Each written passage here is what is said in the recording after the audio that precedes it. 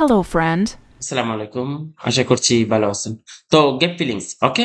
Gate ফিলিংসটা IELTS reading এর জন্য খুব ইম্পোর্টেন্ট। কয়েক ধরনের গেট ফিলিংস আছে যা একটার সাথে আরেকটার কিন্তু সম্পর্ক আছে। ঠিক আছে? আপনি যদি একটু ডিপলি বোঝার চেষ্টা করেন then you will understand. Okay?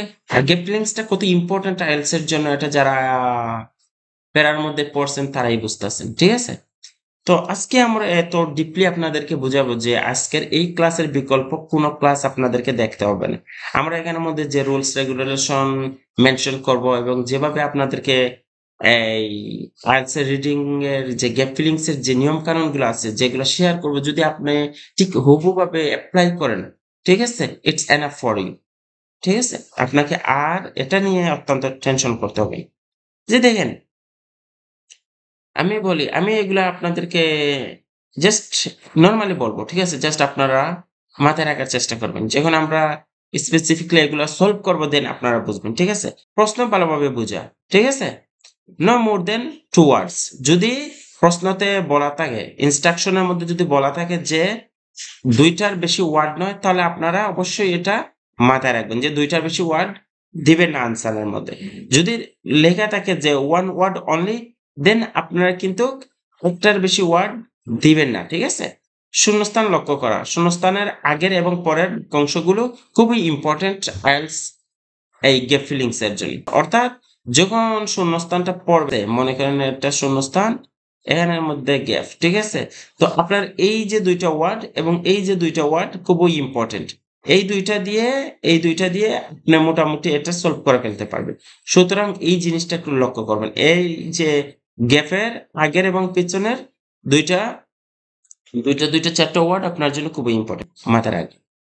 Keyword খুঁজুন প্রশ্নের মূল শব্দগুলো এর সমার্থক শব্দগুলোর সাথে প্যাসেজের কোথায় আছে তা খুঁজে বের করার চেষ্টা করুন। কেমন? যেমন মনে করেন এটা একটা প্রশ্ন। এই প্রশ্নের মধ্যে তো কিছু কিওয়ার্ড থাকবে। তাই না? যেমন মনে করেন যে এখানের মধ্যে বলছে যে আমি বাংলাদেশের কুমিল্লায় গিয়েছিলাম। ঠিক আছে? সেখানে একটি বড় কিছু একটা পেয়েছি। তাহলে এখানের মধ্যে কি মেনশন করে? এখানের মধ্যে কিওয়ার্ড। কিওয়ার্ড গুলা কি? হুম? তো এখানের মধ্যে কিওয়ার্ড যে আমি বাংলাদেশের কুমিল্লায় গিয়েছিলাম যেখানে কিছু একটা পেয়েছিলাম। তো এখানের মধ্যে কিছু একটা মনে করেন আপনার আনসার। তাহলে আপনি এই যে এই প্যাসেজ এর মধ্যে খুঁজবেন কি? বাংলাদেশ অ্যান্ড কুমিল্লা। আমার কিওয়ার্ড হচ্ছে কুমিল্লা এবং বাংলাদেশ এবং কিছু সার্চিং, ঠিক আছে? সার্চ করছিলাম বা খুঁজছিলাম এমন কিছু একটা বা কিছু পেয়েছিলাম। এই ধরনের কোনো কিছু ওয়ার্ড একটা, ঠিক আছে? তো এখানের মধ্যে আমি গেলাম। এখানের মধ্যে বাংলাদেশ মেনশন পাইলাম এবং কুমিল্লা আমি এবং এখানের মধ্যে আমি একটা বড় গম্বুজ খুঁজে পেলাম যে বাংলাদেশে কুমিল্লাতে আমি একটা বড় গম্বুজ পেয়েছি বা দেখেছি। তাহলে আমার এখানের মধ্যে আনসারটা হবে গম্বুজ। ঠিক আছে? বা কোনো মসজিদ কিংবা কোনো মন্দির কিংবা এমন টাইপস এর কিছু একটা। ওকে? তারপর দেখেন গ্রামার ও বাক্য গঠন যে যেগুলা আপনারা যখন আনসার দেন, ঠিক আছে? আনসারের মধ্যে গ্রামারের যদি কোনো কিছু থাকে তাহলে আপনার উচিত হচ্ছে গ্রামার, আইএনজি যুক্ত থাকলে আইএনজি কিংবা যদি গ্রামারের মধ্যে আনসারের মধ্যে গ্রামাটিক্যাল যদি কিছু না থাকে তাহলে সরাসরি ওয়ার্ড বসায় দিবেন। ঠিক আছে? এই জিনিসগুলো একটু মানে মাথায় রাখুন। সঠিক শব্দ বাছাই। আপনার মনে করেন যখন আপনি আনসার দিবেন তখন মনে করেন যে এখানের মধ্যে বলছে যে কোনো একটা ওয়ার্ড বসানোর জন্য। কিন্তু আপনি প্যাসেজের মধ্যে অন্য একটা ওয়ার্ড পাচ্ছেন। কিন্তু আইএলটিএস রিডিং এ হচ্ছে যে সরাসরি প্যাসেজের ওয়ার্ডটাই এখানে বসবে। আপনি অন্য কিছু কিন্তু এখানের মধ্যে বসালে হবে না। এখন অন্য কি ওয়ার্ড আপনি বসাতে পারেন? ওয়ার্ডটা হচ্ছে যে আপনি এখানের মধ্যে কিছু একটা আনসার পেয়েছেন কিন্তু এখানের মধ্যে এই আনসারটা সরাসরি না বসে এর সিমিলার কিছু বসায় দিছেন। ঠিক আছে? ভার্স এর মধ্যে সিমিলার জিনিসটা বসবে না। আপনি এই এখানের মধ্যে প্যাসেজ এর মধ্যে যা পেয়েছেন তাই এখানে বসাতে হবে। তো সময় ব্যবস্থাপনা। আইএলটিএস এর মধ্যে টাইম মেইনটেইন করাটা খুবই ইম্পোর্টেন্ট। টাইম ম্যানেজমেন্ট এর বিষয়টা আপনারা মাথায় রাখবেন যে যত দ্রুত সম্ভব এটা শেষ করবেন এবং যেগুলা খুব ইজি ওগুলা আগে দিবেন এবং যেগুলা একটু কঠিন এগুলা একটু স্কিপ করে চলে যাবেন। যখন যদি দেখেন আপনার হাতে টাইম আছে তাহলে এগুলা এসে সলভ করবেন। ঠিক আছে? এগুলা এসে সলভ করবেন। বাট ইজি গুলা আগে দিয়ে দিবেন। আর কঠিন গুলা লাস্টের দিকে দিয়ে আসবেন। কিন্তু এটা করা যাবে না যে টাইম নাই আপনি এগুলা গ্যাপ রেখে চলে আসবেন। এই জিনিসটা করা যাবে না। প্র্যাকটিস ও মক্স। প্র্যাকটিস আমি মানে স্টুডেন্টকে বলি যে প্র্যাকটিসটা যেন সে যেন শয়নে, স্বপনে, ঘুমে এবং স্বপ্নের মধ্যে যেন প্র্যাকটিসটা করে। প্র্যাকটিসের বিকল্প কিছু নেই। IELTS এর মধ্যে প্র্যাকটিসের বিকল্প কিছু নেই। ঠিক আছে? তো আপনাকে সার্বক্ষণিক প্র্যাকটিসের মধ্যে থাকতে হবে। দৈনিক IELTS এর প্রত্যেকটা পার্ট আপনাকে টাচ করতে হবে। ঠিক আছে? এবং মক হচ্ছে যে আপনি ব্যক্তিগতভাবে দিতে পারেন। Google এর মধ্যে যেকোনো ওয়েবসাইটে গিয়ে দিতে পারেন কিংবা কোনো প্রতিষ্ঠানের হয়ে দিতে পারেন। বাট আমি এটা বলব না যে প্রতিষ্ঠানে আপনি যদি বিগিনিং লেভেলের মধ্যে থেকে থাকেন তাহলে মক দেওয়ার প্রয়োজন নেই। এটা আপনার লাস্টে যখন আপনি IELTS এর মোটামুটি সবকিছু বুঝে গেছেন তখন আপনি এক্সামের ২-৩ মাস পূর্ব থেকে মক দেওয়া শুরু করবেন। প্রত্যেকটা সপ্তাহে একবার করে মক দেবেন। ঠিক আছে? কোনো প্রতিষ্ঠানের আন্ডারে। দেন আপনি মানে আপনার ভুল ত্রুটিগুলা খুঁজে পাবেন এবং এটা আপনার জন্য হেল্পফুল হবে। ঠিক আছে? এটা বলব। প্র্যাকটিস এবং মকের জন্য। তো ভোকাবুলারি বাড়ানোর দিকে গুরুত্ব দিন। হ্যাঁ, ভোকাবুলারিটা খুবই ইম্পোর্টেন্ট। কারণ হচ্ছে যে IELTS এর মধ্যে রিডিং এর মধ্যে ভোকাবুলারি, আপনি স্পিকিং এর মধ্যে আপনি নরমাল ভোকাবুলারি গুলা ইউজ করে আপনি আপনার স্পিকিংটা কন্টিনিউয়াস করতে পারবেন। বাট এই যে রিডিং এর যে ভোকাবুলারি গুলো একটু হার্ড। ঠিক আছে? এখানের মধ্যে কিন্তু আপনাকে ভোকাবুলারি জানতে হবে। দেন আপনি এপ্লাই করতে পারবেন। শুধু ভোকাবুলারি জানলে হবে না, এর সিমিলার ওয়ার্ড গুলো মানে জানা প্রয়োজন। ঠিক আছে? প্যারাফ্রেজিং করার জন্য। তো ভোকাবুলারি আমি কিন্তু এই এখানের মধ্যে দেব। খুবই গুরুত্বপূর্ণ কিছু ভোকাবুলারি দিব যা আপনাদেরকে 100% জানতে হবে। 100% ঠিক আছে? যে ভোকাবুলারি গুলা যদি আপনারা না জানেন এ তাহলে রিডিং পড়া আপনি বন্ধ করে দিতে হবে। রিডিংটা আপনার জন্য না। ঠিক আছে? IELTS রিডিং এর জন্য মোস্ট ইম্পোর্টেন্ট কিছু ভোকাবুলারি আমি আপনাদেরকে এখানের মধ্যে দেব। এই এতক্ষণ যে আমি বকবক করছি এর কিছু উদাহরণ আমরা দেখব। ঠিক আছে? আমি যে শুধু বকবক করলাম, এর উদাহরণ কিছু আমি আপনাদেরকে দেখাবো। এখানের মধ্যে আপনারা দেখতে পাচ্ছেন যে একটা প্রশ্ন আছে। ওকে? ইফ দ্য কোয়েশ্চন ইজ যদি প্রশ্নটা এইভাবে থাকে যে, the first railway was constructed in dash. ঠিক আছে? In dash. মানে ১ম এ এখানের মধ্যে কি কিওয়ার্ড গুলা কোথায়? এই যে রেলওয়ে। ওকে? রেলওয়ে একটা কিওয়ার্ড। ওকে? মানে স্থাপিত হয়েছিল। ওকে? এটা একটা কিওয়ার্ড। ঠিক আছে? স্থাপিত হয়েছিল। এই যে দেখেন এই ২ টাই হচ্ছে এবং ফার্স্ট। ফার্স্ট একটা ইম্পোর্টেন্ট কিওয়ার্ড। ওকে? ফার্স্ট এবং এই ফার্স্ট একটা ইম্পোর্টেন্ট কিওয়ার্ড। যেহেতু ফার্স্ট আমাদেরকে এখানের মধ্যে মেনশন করেই দিয়েছে যে ১ম এ কিছু। এখন এই ১ম টা কখনো প্যাসেজ এর মধ্যে কিন্তু ১ম টা কখনো চেঞ্জ করা যাবে না। ফার্স্ট কিছু একটা মেনশন করা থাকবে। ঠিক আছে? তো যখনই আমরা ফার্স্ট খুঁজে পাবো তখন ওই রেলওয়ে ফার্স্ট ঠিক আছে? এবং তৈরি হয়েছিল এগুলা কিন্তু আপনার কখনো চেঞ্জ করা যাবে না। তখন আমি এই ৩ টার বাইরে কিন্তু আমি এটাকে আপনাকে বলব যে was. This is the grammar. Okay? এটা কি গ্রামারের কোন পার্ট? এটা হচ্ছে এই যে ওয়াজ ছিল। ওকে? এটা হচ্ছে যে যখন আমরা ওয়াজ এবং এই যে দেখেন উইল এটা হচ্ছে ফিউচার টেন্স, এটা হচ্ছে ফার্স্ট টেন্স। ওকে? তো উইল এর ব্যবহারটা আমি বুঝাবো ফার্স্ট। এখানে যে কিছু একটা হয়েছিল। ঠিক আছে? ওয়াজ কখন হয়? যে আমি পূর্বে কিছু একটা করছিলাম বা কেউ পূর্বে কিছু একটা করছিল বা হয়েছিল এমন কিছু বুঝালে। ঠিক আছে? এই ওয়াজ যেহেতু এখানে মেনশন করা আছে তাহলে আমরা প্যাসেজ এর মধ্যে দেখব যে কোন একটা ঘটনা হইছিল। ঠিক আছে? কোন একটা ঘটনা পূর্বে হইছিল। তো দেখেন এই যে এখানের মধ্যে বলছে যে ১ম এ রেলওয়ে, ফার্স্ট রেলওয়ে কোথাও, হ্যাঁ? হইছিল। স্থাপিত হয়েছিল ইন ড্যাশ, ইন ড্যাশ। এই যে আমি বলছিলাম যে আপনাদেরকে লাস্টে গ্যাপের আগে এবং পিছনের যে ওয়ার্ড গুলা খুবই ইম্পোর্টেন্ট। এই যে গ্যাপের আগে কি আছে? ইন আছে। গ্যাপের আগে কি আছে? ইন আছে। এই ইন মানে কি বুঝাইতেছে? ইন। গ্যাপের আগে ইন আছে। দ্যা ফার্স্ট রেলওয়ে ওয়াজ স্থাপিত হয়েছিল ইন ড্যাশ, ইন কোথাও। তাহলে এখন আমার যদি একটু মাথার মধ্যে মগজ থেকে থাকে, মনে করেন একটু আমার যদি একটু মগজ থেকে থাকে তাহলে আমি বুঝতে পারছি যে in Dhaka, in Sylhet, in London in Russia, in ফিলিস্তিন, ইন চায়না, ইন যে কোনো একটা জায়গায় মানে এই ধরনের কিছু একটা বসবে। অর্থাৎ কোনো একটা জায়গা না এখানের মধ্যে বসবে। ওকে? তাহলে প্যাসেজ এর মধ্যে আমরা কি করব? এই ২ টা ছাড়াও এগুলো খুঁজতে পারি। একটা সাল বা স্থানের নাম এখানের মধ্যে বসতে পারে। ঠিক আছে? একটা এই সাল কিংবা স্থানের নাম বসতে পারে। ঠিক আছে? যে আমরা প্যাসেজ এর মধ্যে দেখব রেলওয়ে কোথায় স্থাপিত হয়েছিল কিংবা কত সালে স্থাপিত হয়েছিল। যদি কোন সাল মেনশন করা থাকে আমাদের এখানে সাল আনসার হবে এটা হতে পারে 1998 ওকে? ১ম এ দ্যা ফার্স্ট রেলওয়ে ওকে? হয়েছিল। দ্যা ফার্স্ট রেলওয়ে কোথাও স্থাপিত হয়েছিল ইন 1998 এ। ওকে? যে রেলওয়ে এই ১৯৯৮ সালে স্থাপিত হয়েছিল। এমন কিছু একটা থাকতে পারে। এটা হচ্ছে 50% কিন্তু এটা যদি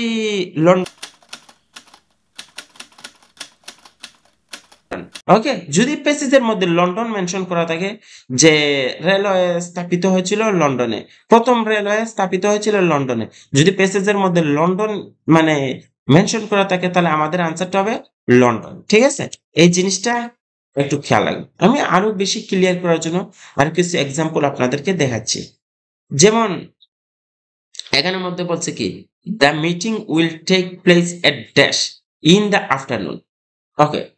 এখানের মধ্যে আমাদের কিওয়ার্ড গুলা কি? আমি বলছিলাম যে কিওয়ার্ড নেওয়ার জন্য।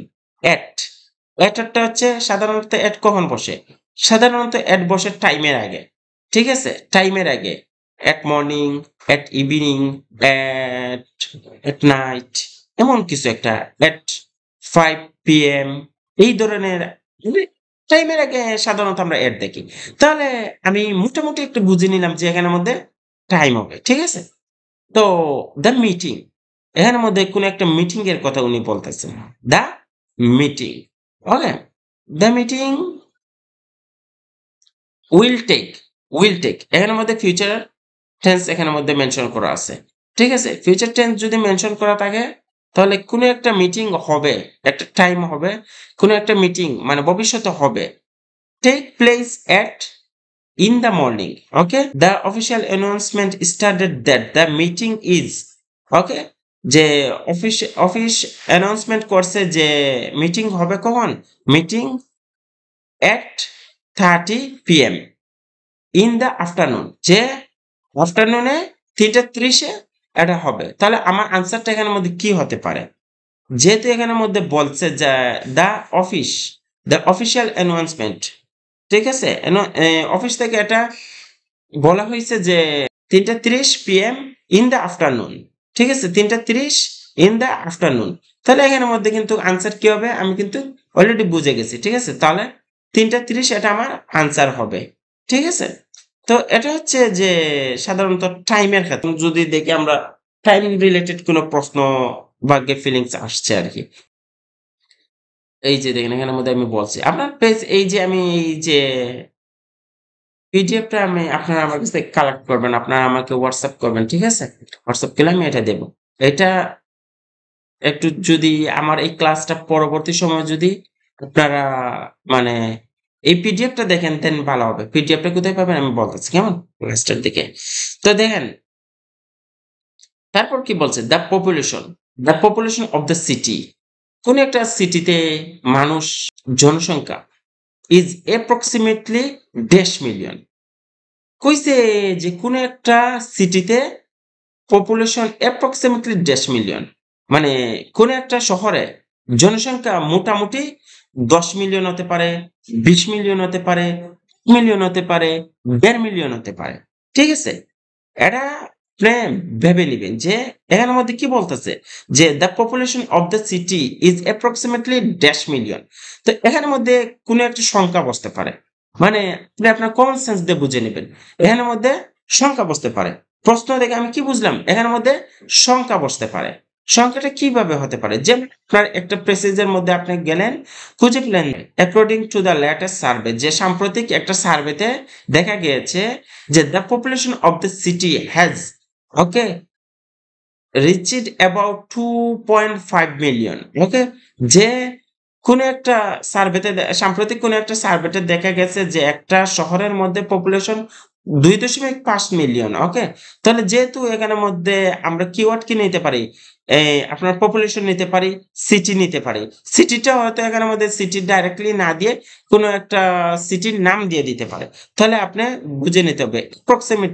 অ্যাপ্রক্সিমেটলি এটা হচ্ছে ডাইরেক্টলি আসবে না, এটা ইনডাইরেক্টলি আসবে। ঠিক আছে? অ্যাপ্রক্সিমেটলি।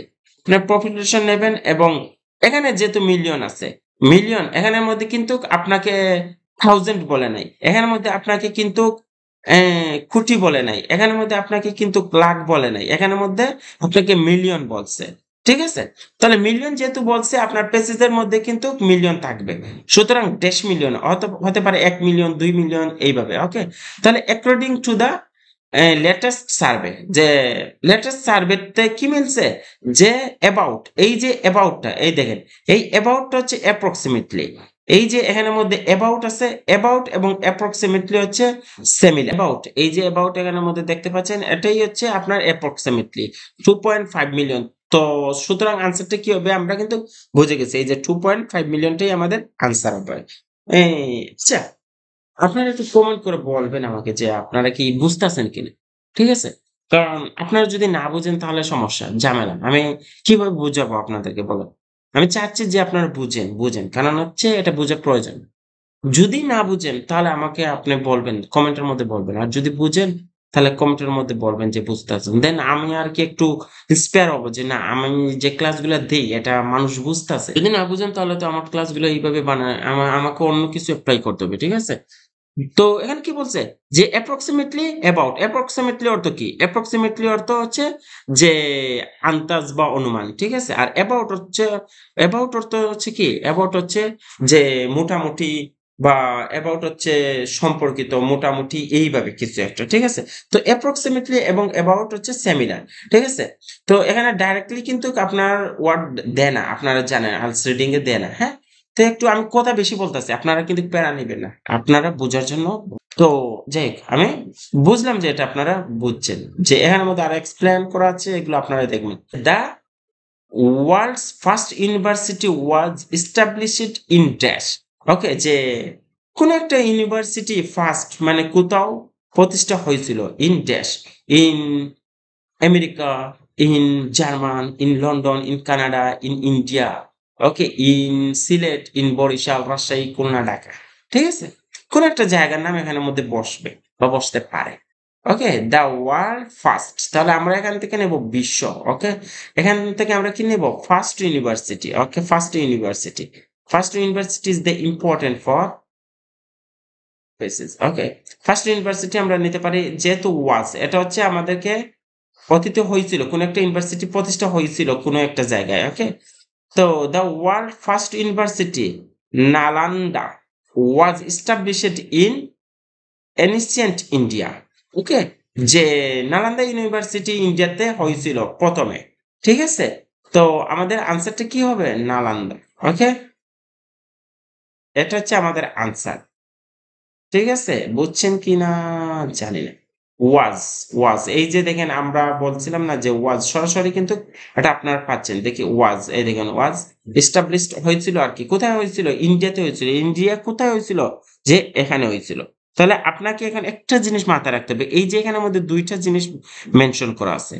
যেমন যদি বলে ঢাকা বাংলাদেশ, ঠিক আছে? তাহলে স্পেসিফিক ঢাকা মানে জায়গাটা হচ্ছে কিন্তু ঢাকা। বাংলাদেশে অনেকগুলা জায়গা আছে। তো হইছে কোন জায়গায়? হইছে কিন্তু ঢাকায়। তাহলে এখানের মধ্যে নালান্দা ওকে একটা জায়গা, একটা শহরের নাম। তো ইন্ডিয়াতে কোন জায়গায় হইছে? ইন্ডিয়াতে অনেক জায়গা আছে। হইছে নালান্দায়। অনেকে ভুল করে কি দিবেন জানেন? ইন্ডিয়া দিবেন। It's wrong answer. আপনাকে এটা মাথায় রাখতে হবে যে ইন্ডিয়াতে কোন জায়গায় বলছে? স্পেসিফিক জায়গার নামটা চাইছে। ঠিক আছে? First university established in dash. ওকে?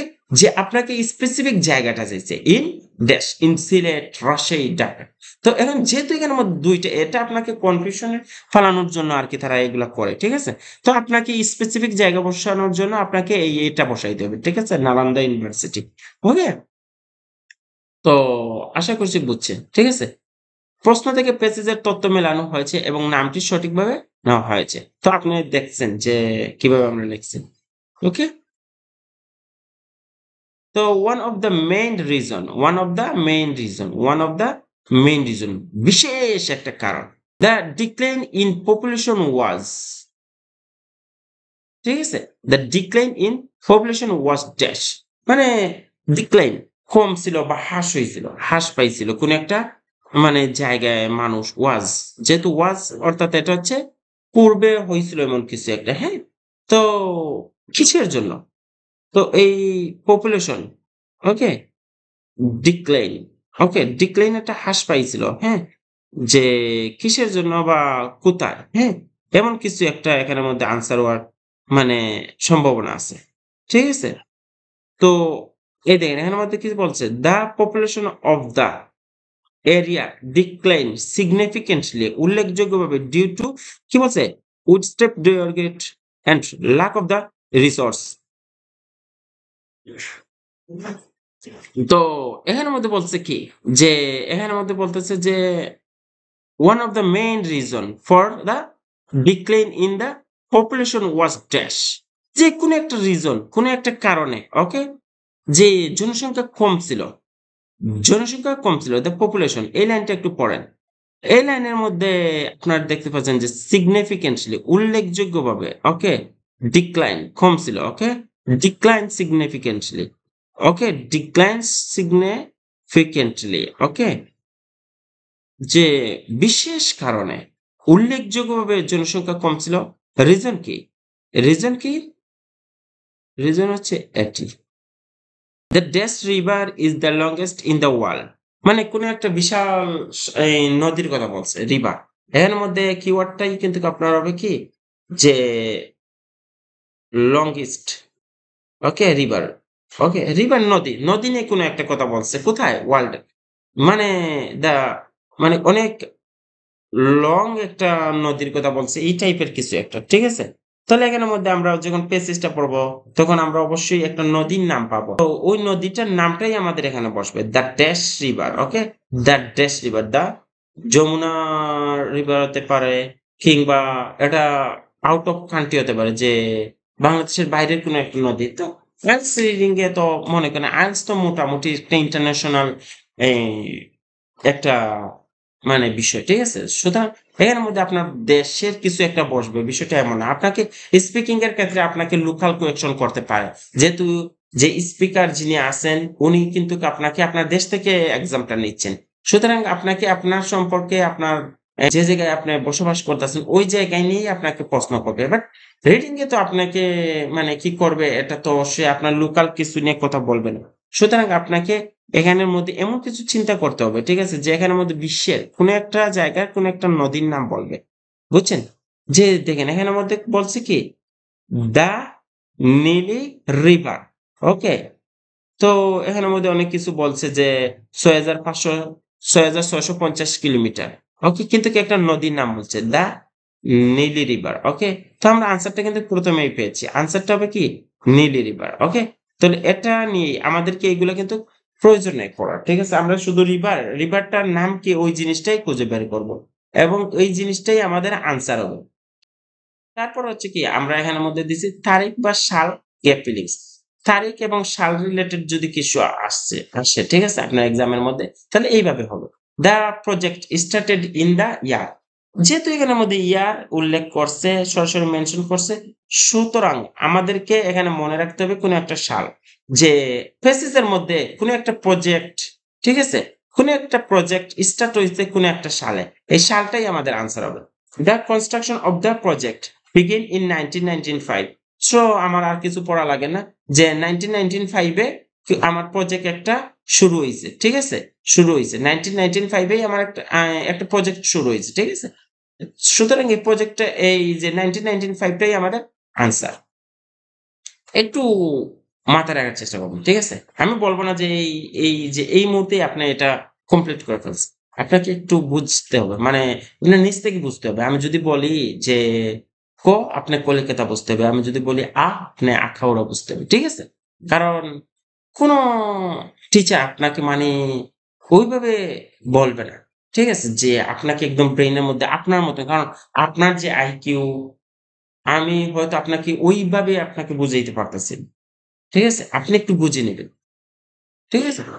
তো আর্টস রিডিং এর গ্যাপ ফিলিংস প্রশ্ন সমাধানের জন্য কিছু গুরুত্বপূর্ণ গ্রামার। গ্রামারটা তো অবশ্যই ইম্পোর্টেন্ট। কারণ গ্রামার যদি আপনি বুঝেন তাহলে রিডিংটা আপনার জন্য ইজি হয়ে যাবে।